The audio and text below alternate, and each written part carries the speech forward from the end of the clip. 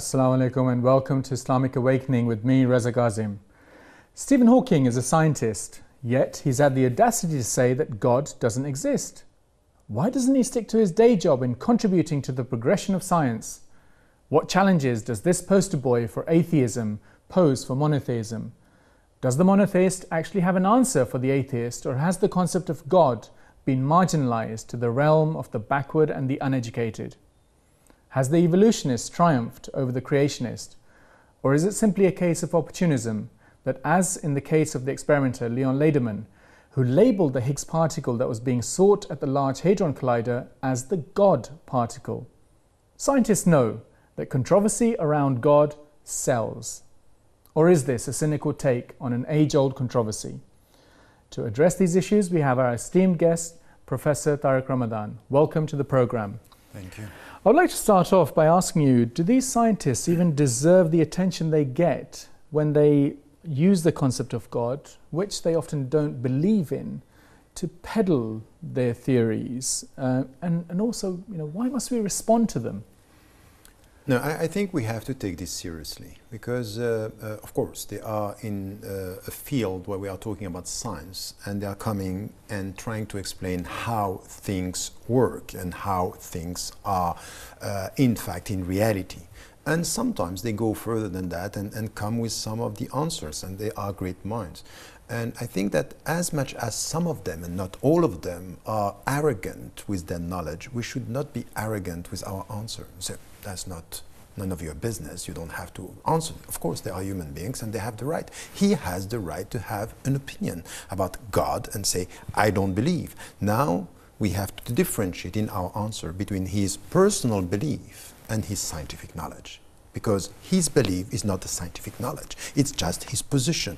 And as much as we have to respond to this, we have to come with something which is very important in this discussion, is to know what are the facts and to acknowledge what are the limits. This is the starting point of a discussion with a scientist.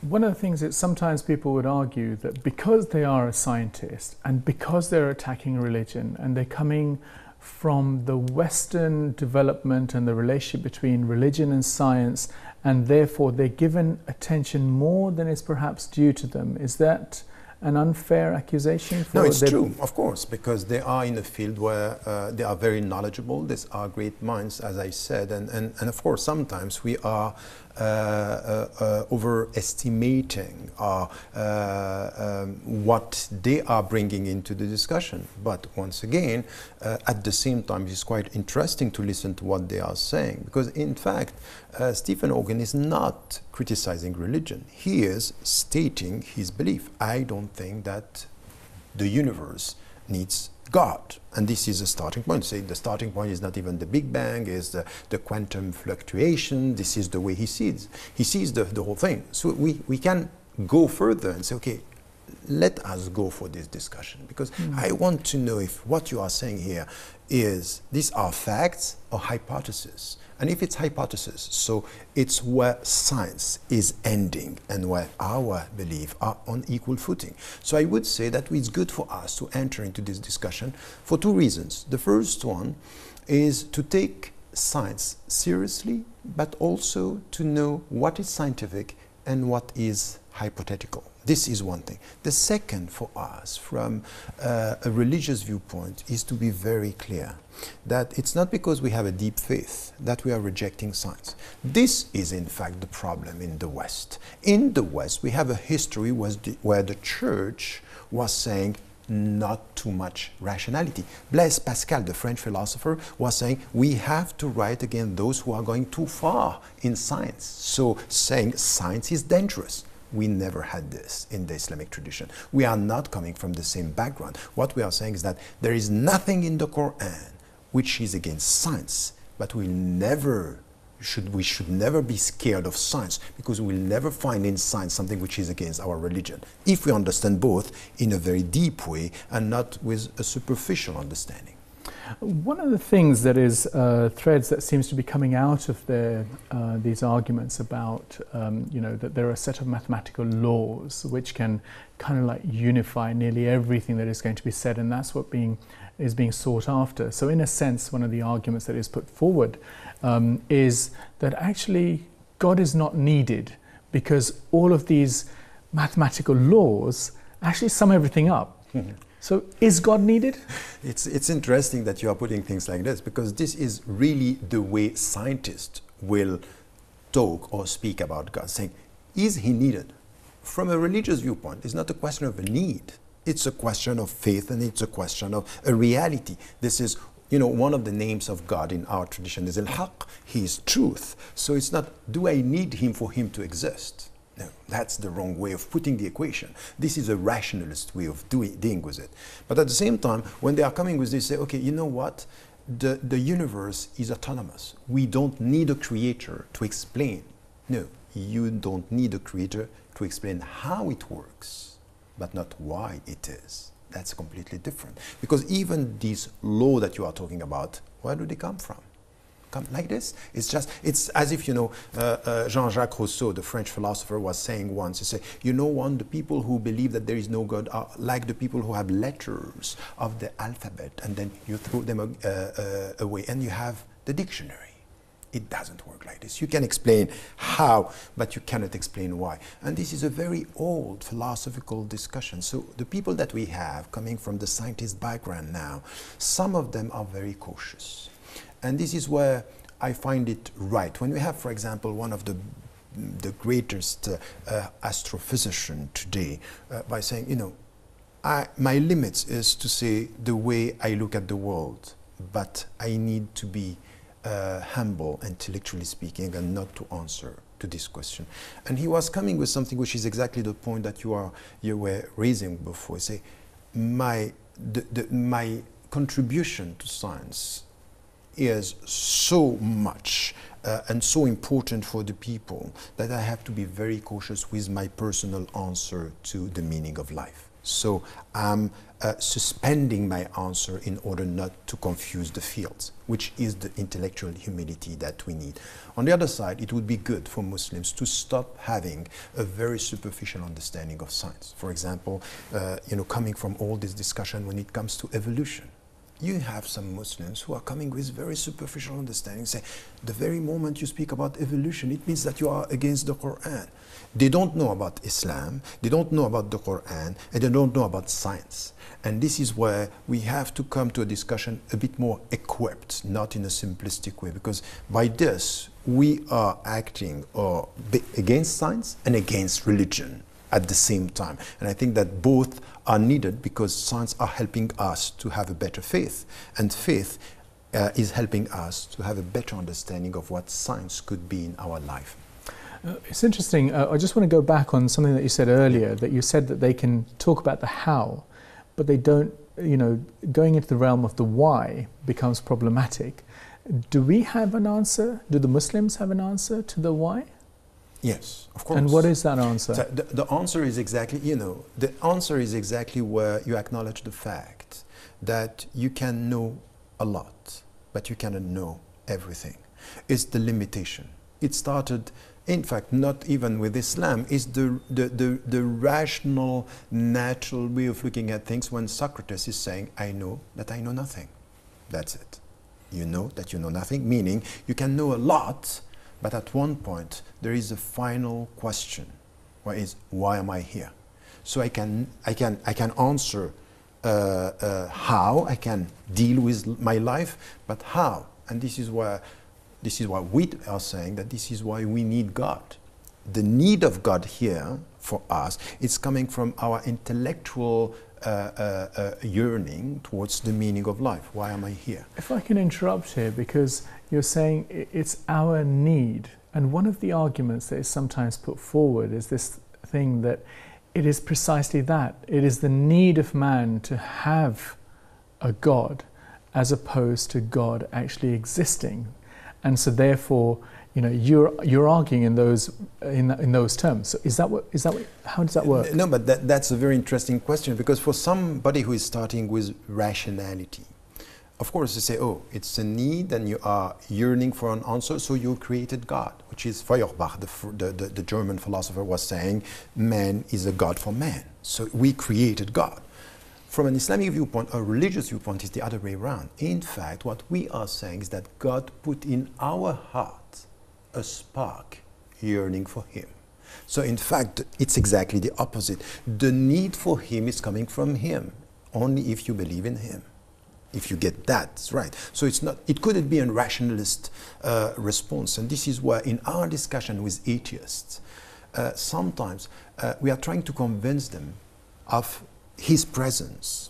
It cannot be rationally proven. And this is why anyone who is trying to prove the existence of God from a rationalist viewpoint is not going to succeed. It has to do with your heart. It has, and this is why you have in the Quran, لَهُمْ قُلُوبٌ لَا يَفْقَهُونَ بِهَا. They have heart, but they don't understand with their heart. It's all in the brain. It's an equation, 1 + 1. Dostoevsky responded to this, you know what? It could be that 1 + 1, it's not 2. It could be something else. So it means here that we are dealing with something which is not rational and not rationalistic, but in fact it's not rationalistic, but it's not irrational, because rationally you understand that you don't have the answer for everything, and in our daily life it's very simple. Give me the reason of your love. You can tell me he or she has such qualities, and that okay, at the end this is not the final equation of love. There is something else. That's exactly our relationship with faith and God. It's all the equations, all the logic that you are putting in your understanding, there is something which is missing. We have to deal with this, but I would say here that it's very important not to come with this, with something which is, you know, I keep on repeating this because it's essential, because I have met so many scientists, you know, from Dawkins to Hawking. I debated them, atheists. And you can see sometimes, not with Stephen Hawking, but with Dawkins, arrogance in the way, say, how come could you still believe in this? We are in the 21st century, for God's sake. This is, he wouldn't say for God's sake, but this is what he means. So he would say, it's not possible to think about this in that way. And this is why the starting point of this is to challenge them as, please, be humble, intellectually speaking. Because you can tell me so many things about the how, but at the end, I want you to answer this. What is the meaning of your death? So if you want to have a rationalist answer, it's up to you. But don't tell me that this is the final answer. So the starting point of our scientific journey, even when we deal with hypotheses, is to be intellectually humble, and also to be very clear on, be careful. The scientific facts of today could have been the hypothesis of yesterday, but there are also sometimes hypotheses today. So for example, about the evolution, when we talk about Darwin, for example, I don't have a problem with evolution. I have a problem with some of his hypotheses about how evolution works, because in the Quran, Sawwarakum wa khalaqakum wa sawwarakum. Khalaqakum is the creation. Sawwarakum is shaped you, and we can understand that it's through history that this happened. And this is not new. In the end of the 19th century, we have scholars saying we don't have a problem with thinking that through time, even the concept of yawm, sittati ayam, so that you have yawm, it's one day, but in Arabic it's a circle. It could be a period of time. So it could be periods, cycles of time. It could be more than thousands and hundreds of thousands years. So we don't have a problem with this. This issue about, you know, and you said it very eloquently earlier, that this idea of how evolution is thought of by Muslims and how it's interpreted, and what you're talking about within the Quran is a lot of it, is matching up with what the Darwinian evolution is about. Now, clearly there are some things that are similar, but there are other things that are not. So where does that distinction take place? Because obviously the theory of evolution in itself has evolved. Yeah. So you're right. Where are we with that? Yes, you are right. I think first we have to start by saying the Quran is not a book of science. It's not a scientific book. It's a book that 2/3 of the book is about morality, ethics. It's not about science. What we are saying as Muslims is that because the book is coming from God, this is part of al-aqidah, this our credo, means that nothing in the Quran will be against science. So when, for example, you have, you know, the theory of evolution, it's coming, and say, okay, there are facts. We don't have a problem with the facts. But we have to be very cautious not to take for facts what are hypotheses coming from trying to understand the phenomenon.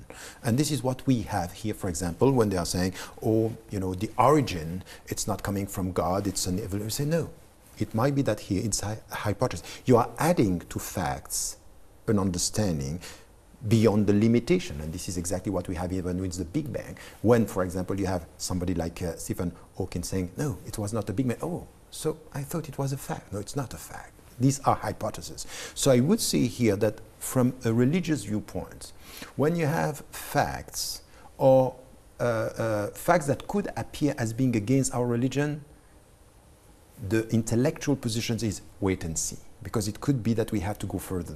And what I was talking with biologists, for example, here in the UK and the States, they were telling me, you know, among biologists, we are questioning so many things about Darwin. So all the people who are now coming and saying this is the final answer to explain the world, they are wrong, because we ourselves, within science, as scientists, we are questioning this. So we, as people of faith, we have to be very cautious not to take the current answer as the final answer and try to do something which is coming to the Quran and say, oh, we have this in the Quran, because it could be wrong. The truth of today could be wrong, could be a hypothesis. And we have too many Muslims, in order to prove, you know, the truth of the Quran, they are adapting the interpretations of the Quran now with some scientific hypothesis of today. This is wrong as well. Don't translate this into a scientific reading of the Quran, where the Quran is not about this. Nothing in the Quran is about against science, but the science of today, it's not the final way of reading the Quran. But one of the things that comes out of this, that people want to show that, look, and one of the arguments that is put by Muslims is, look, the Quran has given us this theory 1400 years ago, before even these things were out and about. You know, it wasn't even being thought of. And so therefore they're looking to be, you know, to be able to prove that, look, these facts are now here. And so their interpretations, should they not happen at all? Because there is that desire to fulfill, or, I mean, how's that going to work? Yes, I think there is something also which is legitimate from an Islamic viewpoint. For example, if, as we believe, the Quran is coming from God, there are some of the things that we'll find in the Quran that are quite amazing. How come this was known in the 7th century? So nothing in the Quran is against science, but there are in the Quran things that say, wow, that's something which is deep. Which happened to Cousteau. Cousteau, who was dealing with nature, say, how come in the Quran I can find a verse telling me that between the salt water and the soft water there will be a barrier? How come? That's impossible.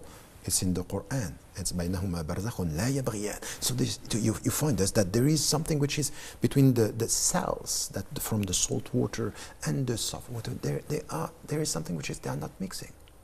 How come? بَلَا قَادِرِينَ عَلَىٰ أَن نُسَوِّيَ بَنَانَا. It's not only in the Quran it is said, we can create you again, it's even your finger. How come in the 7th century, the finger, what is special with the finger? The footprint, the fingerprint are you are the only one having them on earth. And God is telling you, I can come with this again. So what we are saying is that, yes, in the Quran sometimes we'll find things that are in fact there, that science today are helping us to get a better understanding of the Quran. And this is why we should not be scared of science. It's the other way around. Sometimes the scientific discoveries today are helping us to get a better understanding of the Quran, that is the eternal book. So we need to have this way of dealing with science, which is not being scared, not going too fast and too quick to conclusion, but at the same time to take the questions, and this is all good. I'm dealing with lots of scientists and they are helping me to have a better faith, because a deeper faith means a deeper understanding of the world. One of the things that you talked about was this idea about limitation and so on. One of the questions that's sometimes posed between the evolutionist and creationist, that there is a battle going on between those two, and certainly in terms of sometimes lessons being taught in schools and so on, that can come up as an issue that Muslims will say, okay, we really don't want this evolutionary theory being taught and so on. How is that going to be negotiated by both sides? Because from what you're saying, there seems to be almost a false question or false... Yes, a false, at least, polarization between the two. And we have to be very cautious. Many, not so many, but we have trends within the Muslim communities in the West and even in Muslim majority countries that are taking from Christian creationists theories, and they are translating this into the Islamic framework. I think that is very dangerous. We have nothing to do with this, in fact. In fact, we have nothing to do with a kind of very simplistic way of dealing with creationism.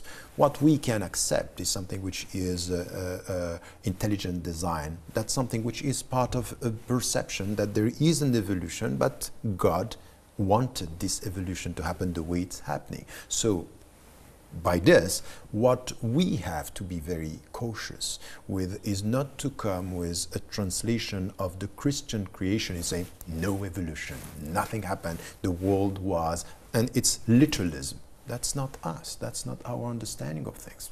So as I was telling you, even with the Quranic concepts, Yom is not one day, 24 hours. It could be a cycle. It could be a period of time. Is that your interpretation that you're putting on it, and therefore later on that could in itself become an issue?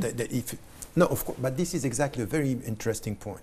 Is that in fact, when you are dealing with the world, you read the verse of the Quran and all of a sudden say, what is the meaning of this word? And the traditional understanding, when you have sometimes science and the reality of the world, is pushing you to reassess your understanding of the verse. As I was telling you why the finger was perceived at the point it was perceived and understood in the 7th century as a very small part of your body. Now we understand it's deeper than that. So some of the concepts that we have in the Quran, we have to reassess our interpretation.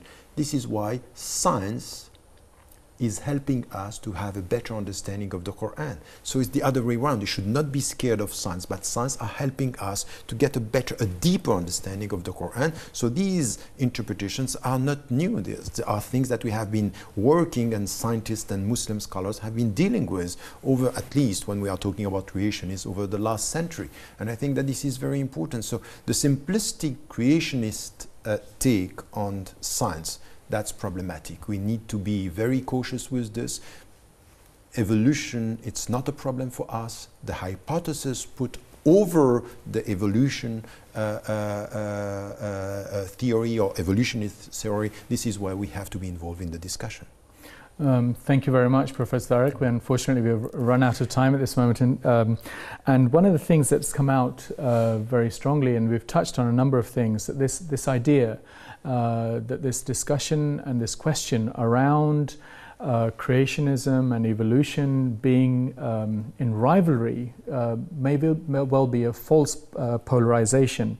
There's also this idea that we need to look at this whole thing in terms of limitations, that yes, we can talk about the how, but there is very limited that people, the scientists, need to be humble in the way that they're actually going about, the way that they ask the questions, that they answer the questions, and they need to really think about very carefully that what are their limitations. You can answer up to a point, but beyond that point, whether it's going backwards in time to the idea of the Big Bang, or whether you're going forward in time, there is a limitation that you can't actually go beyond that and be able to answer it. And that's where religion, if you like, is coming in.